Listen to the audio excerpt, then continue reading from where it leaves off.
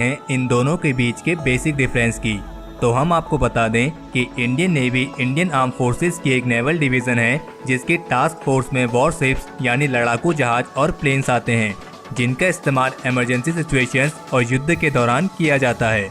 जबकि merchant navy transportation of passengers और cargo से संबंधित है और मर्चेंट नेवी को इंडियन नेवी की तरह कॉम्बैट रोल यानी युद्ध के लिए इस्तेमाल नहीं किया जाता है, क्योंकि मर्चेंट नेवी में नॉन कॉम्बैट कॉमर्शियल शिप्स होते हैं जिनका प्रमुख कार्य यात्रियों और सामान को एक देश से दूसरे देश ले जाना और लाना है।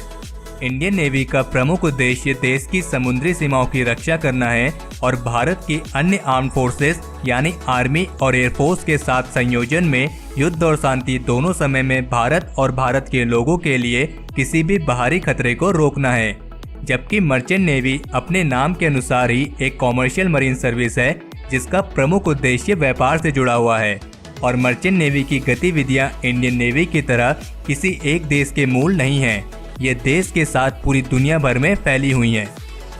मर्चेंट नेवी को मर्चेंट मरीन के नाम से भी जाना जाता है और अगर आसान भाषा में कहा जाए तो मर्चेंट नेवी समुद्री करियर का एक प्योरली कॉमर्शियल फॉर्म है। वैसे तो मर्चेंट नेवी एक प्राइवेट ऑर्गेनाइजेशन है, लेकिन ये प्राइवेट और गवर्नमेंट दोनों शिपिंग कंपनीज द्वारा नियंत्रित होता है। जबकि इंडियन नेवी एक नेशन मैरीटाइम मिलिट्री विंग है और इसमें करियर पूरी तरह से देश को समर्पित होता है। इंडियन नेवी के सुप्रीम कमांडर भारत के राष्ट्रपति होते हैं और ये पूरी तरह से गवर्नमेंट ऑर्गेनाइजेशन है। अगर बात करें इन दोनों के एलिजिबिलिटी क्राइटेरिया की, तो दोनों नेवीज की मैरीटाइम सर्विस में प्रवेश के लिए अलग अलग एलिजिबिलिटी क्राइटेरिया होता है। मर्चेंट नेवी के करियर में रुचि रखने वाले इंडिविजुअल्स को फिजिक्स, केमिस्ट्री और मैथमेटिक्स जैसे सब्जेक्ट्स के साथ बेसिक हाई सेकेंडरी क्वालिफिकेशन की आवश्यकता होती है, तो वहीं इंडियन नेवी में प्रवेश के लिए अलग अलग एंट्रेंस एग्ज़ाम होते हैं और इन सभी एंट्रेंस एग्ज़ाम्स के लिए एलिजिबिलिटी क्राइटेरिया भी अलग अलग होता है। लेकिन इंडियन नेवी के लिए मिनिमम क्वालिफिकेशन 10+2 में फिजिक्स, केमिस्ट्री और मैथमेटिक्स का होना कंपलसरी है। और इन सब के अलावा एक डिफरेंस ये भी है कि इंडियन नेवी को ज्वाइन करने के लिए आपका भारतीय होना जरूरी है, जबकि मर्चेंट नेवी में किसी भी देश का व्यक्ति किसी भी देश की कंपनी को ज्वाइन कर सकता है। अगर बात करें इन दोनों के पे स्केल की, तो अपने कार्य की तरह ही इन दोनों नेवीज की पे स्केल में भी बहुत फ़र्क होता है।